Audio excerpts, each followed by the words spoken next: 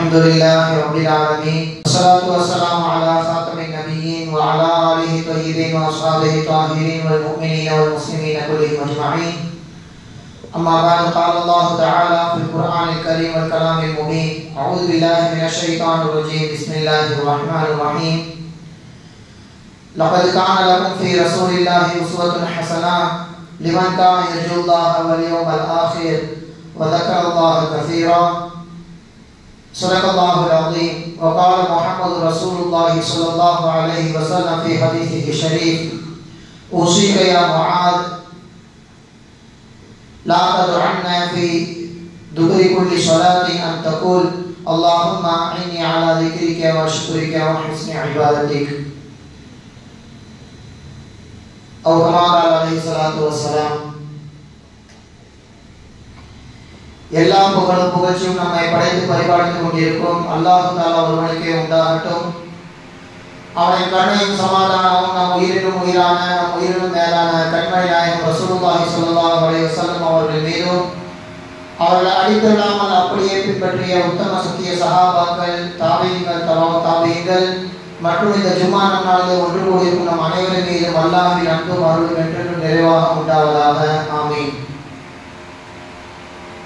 அல்லாஹ் சுப்ஹானஹு வ தஆலா மனித சமூகத்தின் ஒழுக்க நெறிகளை, மறுமை வாழ்வின் வெற்றியை எப்பெருமானார் முஹம்மது முஸ்தபா ஸல்லல்லாஹு அலைஹி வஸல்லம் அவர்களை பின்பற்றுவதில் தான் வைத்துள்ளார். பெருமானார் ஸல்லல்லாஹு அலைஹி வஸல்லம் அவர்களின் சொல்லும் செயலும் மனித சமூகத்தின் வெற்றிக்கான அடையாளம். யார் அன்னலாரை அடிப்பில்லாமல் அப்படியே பின்பற்றுகிறார்களோ அவர் இம்மையிலேயும் மனிதர்களால் புகழப்படுவார், மறுமையிலும் அல்லாஹ் தஆலாவால் புகழப்படுவார் என்பதில் எந்த விதமான மாற்று கருத்தும் கிடையாது. அதனால்தான் அல்லாஹ் குர்ஆனில் லகத் கான லகும் ஃபீ ரசூலில்லாஹி உஸ்வத்துன் ஹஸனா, அல்லாஹ்வின் தூதர் முஹம்மது ரசூலுல்லாஹி ஸல்லல்லாஹு அலைஹி வஸல்லம் அவர்களின் வாழ்க்கையிலே, அவரிடத்திலே உங்களுக்கு அழகிய படிப்பனை உண்டு. லிமன் கான யர்ஜுல்லாஹ வல் யௌமல் ஆகிர், அல்லாஹ்வை மறுமை நாளையும் கிடைக்க வேண்டும் என்று யார் ஆசைப்படுகின்றாரோ அவர் நபிகளாரை பின்பற்றட்டும், அவர்களின் வாழ்க்கை வழிமுறையை தன் வழிமுறையாக ஆக்கிக் கொள்ளட்டும் என்பதாக அல்லாஹ் தஆலா பெருமானாரின் வாழ்வை குறித்து நமக்கு கூறுகின்றான். அதன் அடிப்படையில் பெருமானார் ஸல்லல்லாஹு அலைஹி வஸல்லம் அவர்களின் முத்து சொற்களின் மூலமாக சஹாபாக்கள் நமக்கு சொன்ன விஷயங்கள் என்னென்ன என்பதை பற்றி தான் இன்றைய ஜும்மா நாளிலே நாம் தெரிந்து கொள்ளப் போகிறோம். அல்லாஹ் தஆலா அனைத்து விஷயங்களையும் பின்பற்றி நடப்பதற்கு தௌஃபீக் செய்வானாக. முதலிலே ஹஸரத் அபூதர் அல் கிஃபாரி ரலியல்லாஹு தஆலா அன்ஹு அவர்கள் சொல்கிறார்கள்: அவுசானி ஹலீலி பி சபஇ, என்னுடைய நண்பர் முஹம்மது ரசூலுல்லாஹி ஸல்லல்லாஹு அலைஹி வஸல்லம் அவர்கள் எனக்கு 7 விஷயங்களை வசியத் செய்தார்கள். 7 காரியங்களை செய்ய வேண்டும் என்று எனக்கு ஆர்வமூட்டினார்கள்.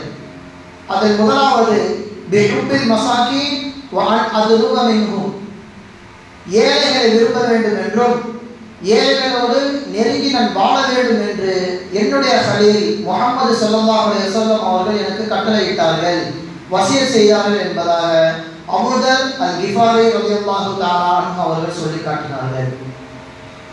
ஏன் ஏழைகளை நேசம் கொள்ள வேண்டும்? ஏன் நம் நபி ஸல்லல்லாஹு அலைஹி வஸல்லம் அவர்களும் கூட ஏழைகளாக வாழ்ந்தார்கள், ஏழைகளோடு வாழ்ந்தார்கள். நாளை மறுமை நாளிலும் கூட என்னை ஏழைகளின் கூட்டத்தில் எழுப்புவாயாக என்பதாக ஆசைப்பட்டார்கள். நபிகளார் நினைத்தால் உஹது மலையை தங்கமாக மாற்ற முடியும். அல்லாஹ் அப்படி ஒரு வாய்ப்பை அவர்களுக்கு கொடுத்திருந்தான். ஆனால் அவர்கள் சொன்ன வார்த்தை என்ன? எனக்கு உஹது மலை தங்கமாக மாற்றப்பட்டால் சாயந்தரம் அசர் நேரம் வருவதற்குள் அந்த உஹது மலையை நான் சதகா செய்துவிட்டு ஏழையாக மாறிவிடுவேன் என்பதாக சொல்லி காட்டினார்கள். ஏழைகள் ஸல்லல்லாஹு அலைஹி வஸல்லம் அவர்களுக்கு பிடிக்கும், எனவே ஏழையாக வாழ்ந்தார்கள்.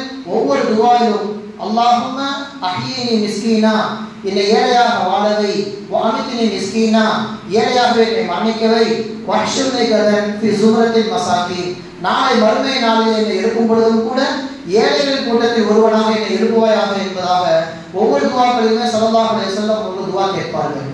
விரும்புவது மட்டுமல்ல, ஏழைகளாக நபி ஸல்லல்லாஹு அலைஹி வஸல்லம் அவர்கள் என்னை ஆக்கு என்பதாக கேட்டார்கள். ஒரு சமூகத்தின் இன்றும் சரி சஹாபாக்களின் காலத்திலும் சரி ஏழைகள் எந்த கூட்டத்தில் இருக்கிறார்களோ, எந்த சமூகத்தில் இருக்கிறார்களோ அந்த ஏழை மூலமாக பணக்காரர்கள் நிம்மதி அடைகிறார்கள் என்பது ஹதீஸின் பூர்வமாக நமக்கு சொல்ல வரும் செய்தி. நாயகம் சொன்னார்கள், ஹல் துன்சருன வ துர்ஸகுன பிதுஆஃபாயிக்கும், உங்களில் யார் ஏழைகள் இருக்கிறார்களோ, பலவீனர்கள் இருக்கிறார்களோ அவர்கள் மூலமாக தான் உங்கள் போர் வெற்றி அடைகின்றது. அவர்கள் மூலமாகத்தான் உங்களுக்கு வசதி வாய்ப்புகள் ஏற்படுத்தி தரப்படுகிறது. ஏழையின் மூலமாகத்தான் பணக்காரர்கள் செழிப்பாக இருக்கிறார்கள் என்பதாக சொன்னார்கள். இன்னும் சில அறிவிப்புகளில் நபிகள் ஸல்லல்லாஹு அலைஹி வஸல்லம் அவர்கள் ஏதேனும் துஆ கேட்க வேண்டும் என்று இருந்தால் நபி ஸல்லல்லாஹு அலைஹி வஸல்லம் அவர்கள் தன்னை முன்னிறுத்தியும் பிஸஆலிகல் முஹாஜிர் என்பதாக ஹதீஸில் வருகிறது. ஏழை முஹாஜிர்களை முன்வைத்தும் யா அல்லாஹ் என்னுடைய இந்த தேவையை நிறைவேற்றுவாயாக என்பதாக துஆ கேட்பார்கள். ஏழைகளை முன்னிறுத்தி யார் கேட்கின்றாரோ அவருடைய துஆ உடனடியாக அல்லாஹ்விடத்தில் சென்று சேருகிறது என்பதாக நபிகள் ஸல்லல்லாஹு அலைஹி வஸல்லம் அவர்களின் வாழ்க்கையின் மூலம் வார்த்தையின் மூலம் நாம் தெரிகின்ற விஷயம். கொஞ்சம் முன்னால் ஹஸரத் ஈசா அலைஹிஸ்ஸலாம் அவர்களிடத்தில் கேட்கப்படுகின்றது, ஈசா அலைஹிஸ்ஸலாம் அவர்களே, உங்களை அல்லாஹ் ரூஹுல்லா அப்துல்லா என்பதாக எல்லாம் அழைக்கின்றார். அவ்வாறே நீங்கள் மக்களுக்கு மத்தியிலே பிரபலமாகிவிட்டீர்கள், உங்களுக்கு என்று பிடித்த பெயர் என்ன என்பதாக கேட்கின்ற பொழுது அவர்கள் சொன்ன வார்த்தை, எனக்கு ரூஹுல்லா அப்துல்லா என்ற பெயர் இருந்தாலும் என்னை மிஸ்கீன் என்று அழைத்தால் மிகவும் பிடிக்கும். ஏழைகளாக இருக்க வேண்டும் என்று ஆசைப்படுகின்றேன், என்னை ஏழை என்பதாக கூப்பிடுவது எனக்கு மிகவும் விருப்பமானது என்பதாக சொல்லி காட்டுவார்கள் ஹஸரத் ஈசா அலைஹிஸ்ஸலாம் அவர்கள். அவ்வளவு விருப்பத்திற்குரியவர்களாக ஏழைகள் இஸ்லாமிய சமூகத்திலே ஏவப்படுகின்றார்கள். தஃப்சீருல் ஜலாலைன், தன்பீஹுல் முக்தரி போன்ற பிரபலமான கிதாபுகளில் பதியப்பட்டுள்ள ஒரு சம்பவம்.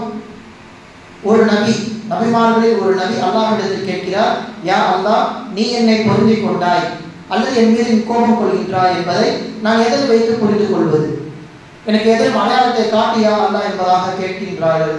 அதுக்கு அல்லாஹ் சொன்ன வார்த்தை, நபியே, எந்த கூட்டத்தில் நீங்கள் இருந்து அந்த கூட்டத்தில் உள்ள மிஸ்கீன்கள், ஏழைகள், ஃபகீர்கள் உங்களை நேசம் கொண்டால் உங்கள் மீது நான் நேசம் கொண்டிருக்கிறேன் என்பது பொருள். யாரேனும் அவர்கள் ஒருவர் உங்கள் மீது கோபப்பட்டால், அதிருப்தியில் இருந்தால் நான் உங்கள் மீது கோபப்படுகிறேன் என்று பொருள். இதை வைத்து நீங்கள் விளங்கிக் கொள்ளுங்கள் என்பதாக அல்லாஹ் தஆலா வஹி அறிவிக்கின்றான். இந்த செய்தி தஃப்சீருல் ஜலாலைனில் பதிவு செய்யப்பட்டுள்ளது. ஒரு நபியின் அந்தஸ்து நமக்கு தெரியும். அந்த நபியின் அந்தஸ்தை ஒருபோதும் புரட்டிவிட முடியாது. ஆனால் நபியாக இருப்பினும் கூட ஏழைகள் மனதில் இடம் பிடிக்க வேண்டும். ஏழைகளின் கோபம் நபிமார்கள் மீது கோபம் இறங்கும் என்பதற்கான ஒரு அடையாளம் இது. ஆனால் அல்லாஹ் தஆலா நபிமார்களை ஒருபோதும் கோபம் கொள்ள மாட்டான். அவர்கள் ஏழைகளுக்கு பிடித்தால் போலவே வாழ்ந்து மறைந்தார்கள் என்பது நம்முடைய அகீதாவாக இருக்க வேண்டும். அபூபக்கர் சித்திக் ரலியல்லாஹு தஆலா அன்ஹு அவர்கள் குகை தோழர், நபி ஸல்லல்லாஹு அலைஹி வஸல்லம் அவர்களோடு எப்பொழுதும் பயணிப்பவர்கள். ஒரு நாள் அவர்கள் செய்த செயல் என்ன? அஸ்ஹாபு சுஃபா, திண்ணை தோழர்களை கடிந்து கொள்கிறார்கள். தகாத வார்த்தைகளை பயன்படுத்தி விட்டார்கள் தெரியாமல். உடனே நாயகம் ஸல்லல்லாஹு அலைஹி வஸல்லம் அவர்கள் இந்த விஷயம் தெரிந்தவுடன் சொன்னார்கள், அபூபக்கர், அல்லாஹ்வின் கோபம் உங்கள் மீது இறங்குவதற்கு முன் அஸ்ஹாபு சுஃபா, திண்ணை தோழர்களிடம் சென்று நீங்கள் மன்னிப்பு கேட்டு விடுங்கள், அல்லாஹ் உங்களை பாதுகாப்பானாக என்பதாக சொல்லி காட்டினார்கள். ஏற்கனவே நாம் சொல்லியிருந்தோம், ஹஸரத் அபூபக்கர் சித்திக் ரலியல்லாஹு தஆலா அன்ஹு அவர்களின் ஈமான் என்பது, அவர்கள் ஈமானை ஒரு தட்டிலும் உலகத்தால் ஈமானை ஒரு தட்டிலும் வைத்தால் அவர்களின் ஈமான் தான் கனத்தால் தாழ்ந்து நிற்கும். அவ்வளவு ஈமானை சுமந்துள்ள அபூபக்கர் சித்திக் ரலியல்லாஹு தஆலா அன்ஹு அவர்கள் ஒரு ஏழையின் மீது கோபப்பட்டதின் காரணமாக உடனே சொன்னார்கள், அல்லாஹ்வின் கோபம் இறங்கிவிடப் போகிறது, உடனே சென்று மன்னிப்பு கேளுங்கள் என்பதாக அந்த இடத்திலே அபூபக்கர் ரலியல்லாஹு அவர்களை திருத்தினார்கள். இந்த அளவிற்கு மார்க்கத்திலே ஏழைகள் மீது நேசம் கொள்ள வேண்டும் என்று மட்டுமல்லாமல் அவர்களோடு கலந்துரவாட வேண்டும் என்பதாகவும் நமக்கு கூறப்படுகின்றது. தாபியீன்களில் மைமூன் இப்னு மெஹ்ரான் ரஹ்மஹுல்லாஹ் அவர்கள் எந்த ஒரு விருந்துக்கு அழைத்தாலும் வலிமா விருந்திற்கு மட்டுமே செல்வார்கள். அப்படி ஒரு பழக்கம் கொண்டவர்கள். அப்படியே வலிமா விருந்திற்கு சென்றாலும் ஏழை எங்கே அமர்கிறார்கள், ஏழைகளின் சபை எங்கே இருக்கிறது என்பதாக தேடி கண்டுபிடித்து அவர்களுக்கு மத்தியில் அமர்வார்கள். அமர்ந்தது மட்டுமல்லாமல் சாப்பிட்டு அவர்களின் இலையையும் ஏழைகளின் இலையையும் அவரே அள்ளி வெளியே தூக்கி போடுவார்கள் என்பது தாபியீன்களின் வரலாறிலே மிகவும் பிரபலமான ஒரு விஷயம். அப்போ அபூதர் ரலியல்லாஹு தஆலா அன்ஹு அவர்களுக்கு நபிகள் ஸல்லல்லாஹு அலைஹி வஸல்லம் அவர்கள் கட்டளையிட்ட வசியத்து செய்த 7 விஷயங்கள். முதலாவது விஷயம், ஏழைகளை நேசிக்க வேண்டும், அவர்கள் நெருக்கமாக இருக்க வேண்டும் என்பதற்கு இந்த உதாரணங்கள் எல்லாம் சான்று. அடுத்ததாக இரண்டாவதாக அபூதர் ரலியல்லாஹு தஆலா அன்ஹு அவர்களுக்கு ஏவிய விஷயம், வஅன் அன்துர இலா மன் ஹுவ அஸ்ஃபல மின்னி. நபிகளார் எனக்கு ஏவினார்கள், எனக்கு கீழுள்ளவரை நான் பார்க்க வேண்டும். வலா அன்துர இலா மன் ஹுவ ஃபௌகி, எனக்கு மேல் உள்ளவரை நான் பார்க்க கூடாது என்பதாக என்னுடைய கலீல் முஹம்மது ஸல்லல்லாஹு அலைஹி வஸல்லம் அவர்கள் ஏவினார்கள் என்பதாக அபூதர் அல் கிஃபாரி ரலியல்லாஹு தஆலா அன்ஹு அவர்கள் சொல்லி காட்டினார்கள். நமக்கெல்லாம் அவசியம் தேவைப்படுகின்ற ஒரு உபதேசம், உலகத்திலே ஒரு முஃமின் ஒரு முஸ்லிம் ஒருபோதும் நிராசை ஆகவே கூடாது. அவனுக்கு அல்லாஹ் ஒரு ரிஸ்கை கொடுத்திருக்கிறான் என்றால் அதன் மூலம் அவனுக்கு ஏதேனும் கைது இருக்கும், எனக்கு இருக்கிறது அவருக்கு அதிகமாக இருக்கிறதே என்பதாக ஒரு முஸ்லிமோ முஃமினோ ஒருபோதும் விழிப்பிரிஞ்சவராக பார்க்கக்கூடாது. அவருக்கு என்ன வேண்டும் என்பது அல்லாஹ் நிர்ணயித்தது. அல்லாஹ்வின் வார்த்தையில் சொல்வதானால், நஹ்னு கஸம்னா பைனஹும் மஈஷத்தஹும் ஃபில் ஹயாத்தி துன்யா, உலக வாழ்வில் நாமே யார் யாருக்கு எப்படியெல்லாம் செல்ல வேண்டும் என்பதாக பங்கு போட்டு கொடுக்கின்றோம். வரஃபஅனா பஅதஹும் ஃபௌக பஅதின் தரஜாத், சிலருக்கு சிலரை விட அந்தஸ்தை உயர்த்தி கொடுக்கின்றோம். லியத்தஹித பஅதஹும் பஅதன் சுஹ்ரியா, சிலரின் மீது உபகாரியாக சிலரின் மீது கரிசனை காட்ட வேண்டும் என்பதற்காக வேண்டி நாம் அவ்வாறு ஏற்றத்தாழ்வுகள் படைத்துள்ளோம் என்பதாக அல்லாஹ் தஆலா சொல்கின்றான். வசதி படைத்தவர் வசதி இல்லாதவரை பார்த்து கொள்ள வேண்டும். வசதி இல்லாதவர் வசதி வருகின்ற அளவிற்கு கடுமையாக உழைக்க வேண்டும் என்பது அல்லாஹ்வின் நியதி. இப்படி இருக்கின்ற பொழுது எனக்கு மேல் உள்ளவரை பார்த்து நான் பொறாமைப்படுவதோ அல்லது எனக்கு கீழ் உள்ளவரை பார்த்து இலக்காரமாக நினைப்பதோ என்பது ஒருபோது ஒரு முஸ்லிமுக்கு அழகல்ல என்பது இந்த வசனத்தின் மூலம் நபி ஸல்லல்லாஹு அலைஹி வஸல்லம் அவர்களின் உபதேசத்தின் மூலம் நாம் புரிய வருகின்ற செய்தி.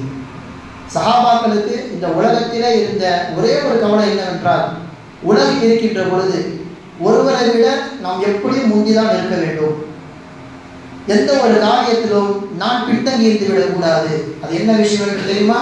உலகில் இருக்கின்ற பொழுது மறுமைக்கான எல்லா விஷயத்திலும் நான் இங்கு முந்தி இருக்க வேண்டும் என்பது சஹாபாக்களின் கவலையாக இருந்தது. 2 வசனம் சஹாபாக்களை கவலையில் ஆழ்த்தியது. என்ன? இமாம் இப்னு ரஜப் ரஹிமஹுல்லாஹ் அவர்கள் லத்வாயிஃபுல் மஆரிஃபிலே சொல்கின்றார்கள், 2 வசனம் இறங்கியது. ஃபஸ்தபிகுல் கைராத், நன்மைக்காக வேண்டி போட்டி போடுங்கள். முதல் வசனம் இது. சாபிகு இலா மக்ஃபிரத்தின் மின் ரப்பிக்கும் வ ஜன்னத்தின் அர்துஹா கஅர்திஸ் ஸமாஇ வல் அர்த், அல்லாஹ்வின் பாவ மன்னிப்பின் பக்கம் நீங்கள் விரையுங்கள், அதன் மூலமாக உங்களுக்கு சொர்க்கம் கிடைக்கும், அது வானம் பூமிக்கு இடைப்பட்ட தொலைவில் அவ்வளவு பிரம்மாண்டமாக இருக்கும் என்பதாக அல்லாஹ் தஆலா வசனத்தை இறக்குகின்றான். இந்த வசனம் இறங்கியவுடன் சஹாபாக்கள் எல்லாம் நினைத்தார்களாம், எல்லோருக்கும் இங்கே எல்லாம் சமமாக கிடைக்கவில்லை, எனக்கு உடல் ஆரோக்கியம் இருக்கும், அவருக்கு உடல் ஆரோக்கியம் இருக்காது, அவரிடத்தில் காசு பணம் இருக்கிறது, அதை வைத்து அந்த அமலில் அவர் அல்லாஹ்வை நெருங்கி விடுவார், என்னிடத்தில் காசு பணம் இல்லையே, நான் எப்படி சதகா செய்வது, அல்லாஹ்வின் பாதையிலே செலவு செய்வது, என்னை விட அந்த அமலில் காசு விஷயத்திலே அல்லாஹ்வை நெருங்கி விடுவாரோ, அல்லது எனக்கு உடல் ஊனமாக இருக்கிறது, அவர் போருக்கு சென்று அல்லாஹ்விடத்தில் நெருக்கத்தை பெற்று விடுவாரோ என்று சஹாபாக்கள் அமல்களின் விஷயத்திலே தாங்களே குறைத்துக் கொள்வார்களே தவிர்த்து உலக சம்பந்தப்பட்ட விஷயத்திலே ஒருபோதும் சஹாபாக்கள் யாரையும் பொறாமை கண்ணில் பார்த்தது கிடையாது. இதுதான் நாயகம் சொன்ன வலியுறுத்திய செய்தி. எனக்கு மேல் உள்ளவர்களை பார்க்க வேண்டும் இபாதத் விஷயத்தில், எனக்கு கீழ் உள்ளவர்களை பார்க்க கூடாது என்பது அபூதர் கிஃபாரி ரலியல்லாஹு தஆலா அவர்களுக்கு நாயகம் சொன்ன 2வது செய்தி இது. அப்படிதான் இமாம் கஸாலி ரஹிமஹுல்லாஹ் அவர்கள் வாழ்வில் நடந்தது. ஏதேனும் ஒரு ஜாஹிலை, ஒரு முட்டாளை பாவம் செய்பவனாக பார்த்தால் அவர்கள் இப்படி சொல்லிக் கொள்வார்கள், ஹாதா அஸல்லா பிஜாஹில், இதோ பாவம் செய்கிறாரே, இவர் தெரியாமல் பாவம் செய்கின்றார், அறிவு இல்லாததினால் பாவம் செய்கின்றார், ஆனால் நான் அஸைத்துஹு பிஇல்மி, நான் அறிந்து கொண்டே பாவம் செய்கின்றேனே. இவர்கள் பாவமே செய்யவில்லை என்றாலும் சரி, ஒரு பாவம் செய்த நபரை பார்க்கின்ற பொழுது அவனை பொறாமை கண்ணில் பார்க்க மாட்டார்கள், அவனை கெட்டவனாக பார்க்க மாட்டார்கள். அவள் தெரியாமல் செய்கின்றார், நான் தெரிந்தே செய்து கொண்டிருக்கிறேனே, நான் எவ்வளவு மோசமானவன். அதுவே ஒருவேளை ஒரு ஆலிமை பார்த்தால் அந்த ஆலிமை கொண்டு அவர் அமல் செய்தார், அல்லாஹ் தஆலாவிடம் இவர் இப்படி பேசிக் கொள்வாராம், இந்த ஆலிம் தனக்கு தெரிந்ததை வைத்து அமல் செய்கின்றார். இதோ நான் இருக்கிறேனே முட்டாள், எனக்கு தெரிந்தும் அமல் செய்யாமல் விட்டு விடுகின்றேனே, நான் எவ்வளவு பெரிய மோசக்காரனாக இருப்பேன் என்பதாக தங்களை குறைத்துக் கொள்வார்கள்.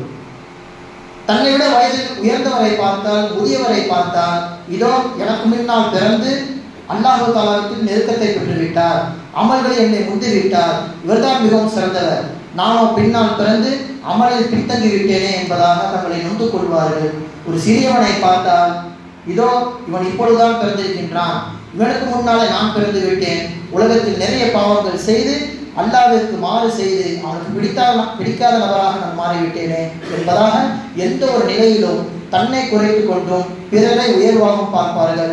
இமாம் கஸ்ஸாலி ரஹ்மத்துல்லாஹி அவர்கள் இப்படி ஒரு சிறப்பு நபிகள் ஸல்லல்லாஹு அலைஹி வஸல்லம் அவர்கள் சொல்லிக் கொடுத்தது விளைவாக வந்ததுதான். யாரையும் உலகத்தில் கீழ்த்தரமாக நாம் நினைக்கவே கூடாது என்பது நபிகளாரின் இரண்டாவது செய்தி. மூன்றாவதாக சொன்னார்கள், ஒன் அசில ரஹிமி வஹின் ஜஃபானி, என்னை உறவினர்கள் துண்டித்து விட்டாலும் நான் அவர்களை ஒட்டி வாழ வேண்டும் என்பதாக நபிகள் ஸல்லல்லாஹு அலைஹி வஸல்லம் அவர்களுக்கு கட்டளையிட்டார்கள் என்பதாக அபூதர் ரலியல்லாஹு தஆலா அவர்கள் சொல்லி காட்டினார்கள். குர்ஆனிலே அல்லாஹ் தஆலா சபிக்கின்ற நபர்கள் யார் என்று ஒரு பட்டியல் எடுத்து பார்த்தால் அதில் உள்ளவர்கள் காஃபிர் ரஹம், உறவை துண்டிப்பவர்கள், அல்லாஹ்வின் சாபத்திற்கு உள்ளானவர்கள் என்பது குர்ஆன் கூறுகின்ற செய்தி. உலாயிக லஅனஹுமுல்லாஹ், அல்லாஹ் தஆலா இவர்களை சபித்துக் கொண்டே இருக்கிறான் என்பதாக குர்ஆன் கூறுகின்றது. ஒரு சஹாபி வந்தார், யா ரசூலல்லாஹ், எவ்வளவோ நான் என் உறவினர்களுக்கு உபகாரம் செய்கின்றேன், என்னை துண்டித்துக் கொண்டே இருக்கிறார்கள், நல்லது செய்தாலும் எனக்கு மாறு செய்து கொண்டே இருக்கிறார்கள், என்னை ஒட்ட விட மாட்டேங்கிறார்கள், நான் என்ன செய்வது? நாங்கள் சொன்னார்கள் ஸல்லல்லாஹு அலைஹி வஸல்லம் அவர்கள், நீங்கள் சொல்வது போல் உண்மையாக அப்படியே இருந்தால் அல்லாஹு தஆலாவின் இடத்திலிருந்து உங்களுக்கு ஒரு மலக்கை அல்லாஹு தஆலா ஏற்பாடு செய்கின்றான். அவரை துன்புறுத்ததிலிருந்து, அவருடைய ஏச்சு பேச்சுக்களில் இருந்து உங்களை பாதுகாப்பதற்காக அல்லாஹு தஆலா இதற்கென்ற ஒரு மலக்கை உருவாக்கி உங்கள் பாதுகாப்புக்கு அனுப்புகின்றான். நீங்கள் கவலைப்பட வேண்டாம், நீங்கள் எப்பொழுதும் போல் அவர் உறவோடு சேர்ந்திருக்க வேண்டும் என்பதாகவே ஆசைப்படுங்கள் என்பதாக சொன்னார்கள். நாமும் அதை தான் எடுத்துக்கொள்ள வேண்டும். நம்மிடத்தில் யாரும் சேரவில்லையா, நாம் பார்க்கும் போதெல்லாம் சலாம் சொல்ல வேண்டும். என் உள்ளத்தில் துண்டிக்க வேண்டும் என்கின்ற நினைப்பு இருக்கக்கூடாது. இருந்தால் எனக்கான பாதுகாப்பு அல்லாஹ்விடத்திலிருந்து போய்விடும். எனவே நான் உறவு விஷயத்திலே மிகவும் விடாப்பிடியாக நபிகள் ஸல்லல்லாஹு அலைஹி வஸல்லம் அவர்கள் சொன்னதை போன்று சேர்ந்து வாழ வேண்டும் என்று ஆசைப்பட வேண்டும். இமாம் இப்னு மஸ்ஊத் ரலியல்லாஹு தஆலா அன்ஹு அவர்கள் ஒவ்வொரு ஃபஜ்ர் தொழுகை முடிந்ததற்கு பிறகு ஒரு ஹல்கா கூட்டுவார்கள். அந்த ஹல்காவிலே நபிகள் ஸல்லல்லாஹு அலைஹி வஸல்லம் அவர்களை பற்றி பேசி அந்த பேச்சின் முடிவிலே ஒரு துவா செய்வார்கள். சொல்லும் பொழுது துவா கேட்க போகின்றேன், இந்த கூட்டத்தில் காஃபிர் ரஹம், உறவை துண்டிப்பவர் யாரேனும் இருந்தால் உடனே எழுந்து சென்று விடுங்கள். ஏனென்றால் நான் இப்போது துவா கேட்க போகின்றேன், என்னுடைய துவா கட்டாயம் அல்லாஹ்விடத்தில் போய் சேரும் என்பது எனக்கு எந்த விதமான சந்தேகமும் கிடையாது. இந்த உறவு துண்டிப்பவன் இந்த கூட்டத்தில் இருந்தால் அவனின் மூலமாக, அந்த முசீபத்து பிடிச்சவனின் மூலமாக என் துவா போய்விடாதோ என்று எனக்கு பயமாக இருக்கிறது. தயவு செய்து இந்த கூட்டத்தை விட்டு கடந்து சென்று விடுங்கள் என்பதாக கோரிக்கை வைப்பார்கள் என்பது லதாயிஃபுல் மஆரிஃப் என்கின்ற நூலிலே பதிவு செய்யப்பட்டுள்ள விஷயம். எனவே நாம் காஃபிர் ரஹமை விட்டு அல்லாஹ்விடத்தில் பாதுகாப்பு கேட்க வேண்டும். அதிகமாக உறவு முறையை நாம் சேர்ந்து வாழ வேண்டும். நான்காவதாக சொன்ன விஷயம், வஅன் உக்ஸிர மின் கௌலி லா ஹவ்ல வலா குவத இல்லா பில்லாஹ். அபூதர் கிஃபாரி ரலியல்லாஹு தஆலா அன்ஹு அவர்கள் சொல்கின்றார்கள், அதிகமாக லா ஹவ்ல வலா குவத இல்லா பில்லாஹ் ஓத வேண்டும் என்று என் ஹலீல் முஹம்மது ஸல்லல்லாஹு அலைஹி வஸல்லம் அவர்கள் சொன்னார்கள். ஏன் இந்த வார்த்தை அப்படி என்ன சொல்கின்றது? இது கன்சூமின் குனூஸில் ஜன்னா, சூனத்தின் பொக்கிஷங்களில் ஒரு பொக்கிஷமாக அல்லாஹ் தஆலா உலகத்தில் நமக்கு கொடுத்துள்ளான். இந்த வார்த்தையின் பொருள் என்ன? நான் நன்மை செய்தாலும் என் கட்டுப்பாட்டை நான் செய்யவில்லை, பாவத்தை விட்டு நான் தப்பித்துக் கொண்டாலும் என் முயற்சியினால் நான் செய்யவில்லை, எல்லாம் அல்லாஹ்வின் வசம். என்னுடைய செயல்பாடுகள் எல்லாமே அல்லாஹ்விடத்தில் ஒப்படைத்து விட்டேன், அவனை அன்றி ஒரு சின்ன அசைவு கூட என்னிடத்திலிருந்து ஏற்படவில்லை என்று தன்னை முழுவதுமாக அல்லாஹ்விடத்தில் ஒப்படைப்பது. அதன் சுருக்கம் தான் லா ஹவ்ல வலா குவத இல்லா பில்லாஹ். இதை நான் அதிகமாக சொல்ல வேண்டும் என்பதாக நபி ஸல்லல்லாஹு அலைஹி வஸல்லம் அவர்கள் சொல்லி காட்டினார்கள் என்று சொல்கிறார்கள். ஒரு ஹதீஸில் வருகிறது, மன் கால லா ஹவ்ல வலா குவத இல்லா பில்லாஹ், யார் ஒரு தடவை லா ஹவ்ல வலா குவத இல்லா பில்லாஹ் என்பதாக சொல்கின்றாரோ, கான தவாஅன் மின் 99 தாஅன், 99 வகையான நோய்களுக்கு இந்த கலிமா மருந்தாக மாறிவிடுகின்றது. ஐஸருஹா அல் ஹம்மு, அந்த 99 நோய்களில் மிகவும் அல்லாஹ் தஆலாவின் பார்வையில் சுலபமானது, நம்முடைய பார்வையில் மிகவும் பிரம்மாண்டமான ஒரு நோய் மனக்கவலை. இந்த ஒரு வார்த்தை ஒரு மனிதனின் மனக்கவலையை முழுவதுமாக நீக்கி விடுகிறது என்பதாக நபிகள் ஸல்லல்லாஹு அலைஹி வஸல்லம் அவர்கள் சொல்லி காட்டினார்கள். நமக்கு எவ்வளவோ கவலைகள் இருக்கும், ஒவ்வொரு துறைகளில் ஒவ்வொருவருக்கும் அவர்கள் சம்பந்தப்பட்ட கவலை. நேரம் கிடைக்கும் பொழுதெல்லாம் நாவுகளை எப்பொழுதும் இந்த திக்ரின் மூலம் நாம் அசைத்து கொண்டிருப்பதன் காரணமாக அதன் கவலைகள் முற்றிலுமாக நீங்கி நாம் ராஹத்துல் பால் என்று சொல்லப்படுகின்ற உள்ள நிம்மதியை நோக்கி நாம் சென்று கொண்டிருக்கின்றோம். இதை அதிகமாக செய்ய வேண்டும் என்பதாக சொல்லி காட்டினார்கள். ஐந்தாவதாக கசப்பாக இருந்தாலும் உண்மைதான் பேச வேண்டும் என்பதாக எனக்கு சொல்லி காட்டினார்கள். இந்த கடைசி சொல்லப்படுகின்ற 3 விஷயத்தில் அபூதர் ரலியல்லாஹு தஆலா அவர்கள் சிறந்து விளங்கினார்கள். ஆறாவதாக சொன்னார்கள், ஒருபோதும் மார்க்க சட்டங்களை சொல்லுகின்ற பொழுது, ஹக்கான விஷயத்தை எடுத்து சொல்லுகின்ற பொழுது எதிர்வினை எப்படி வந்தாலும் அதை கண்டு பயப்படாமல் அஞ்சாமல் நேருக்கு நேராக சொல்லிவிட வேண்டும் என்பதாக என்னுடைய ஹலீல் முஹம்மது ஸல்லல்லாஹு அலைஹி வஸல்லம் அவர்கள் சொல்லி காட்டினார்கள் என்பதாக சொல்கிறார்கள். இந்த சஹாபி, இதை அறிவிக்கின்ற சஹாபியை குறித்து ஹஸரத் அலி ரலியல்லாஹு தஆலா அன்ஹு அவர்கள் சொல்லி காட்டினார்கள், லம் யபக அஹதுன் லா யுபாலி ஃபில்லாஹி லௌமத லாஹிம் கைர அபீதர். சஹாபாக்களிலேயே அபூதர் ரலியல்லாஹு தஆலா அன்ஹு அவர்களை போன்று சராஹத்தனாக நேருக்கு நேராக ஹக்கை பேசக்கூடிய ஒருவரும் இல்லை. அது மட்டுமல்லாமல் சும்மா வரபதி எதிகி அலா சதுரிஹி வகால வலா நஃப்ஸி, அபூதர் ரலியல்லாஹு தஆலா நெஞ்சில் தட்டி உங்களை போன்று நேருக்கு நேராக பேசக்கூடிய நபர் யாருமே இல்லை என்பதாக பாராட்டி பேசினார்கள் ஹஸரத் அலி ரலியல்லாஹு தஆலா அவர்கள். உண்மைதான், குர்ஆனில் அல்லாஹ் தஆலா சூரத்து தௌபாவில் ஒரு வசனத்தை இறக்கின்றான், தங்கம் வெள்ளி யார் வைத்திருக்கிறார்களோ அது அல்லாஹ்வின் பாதையில் செலவு செய்யவில்லையானால் அந்த தங்கம் வெள்ளியே உருக்கி அவருடைய நெற்றிகளில் ஊற்றப்படும் என்பது மறுமை நாளுக்கான தண்டனை. அது அல்லாஹ் தஆலா குர்ஆனில் சொல்கின்றான். இது ஜக்காத்துடைய விஷயத்திலே அல்லாஹ் தஆலா இறக்கி வைத்திருந்தான்.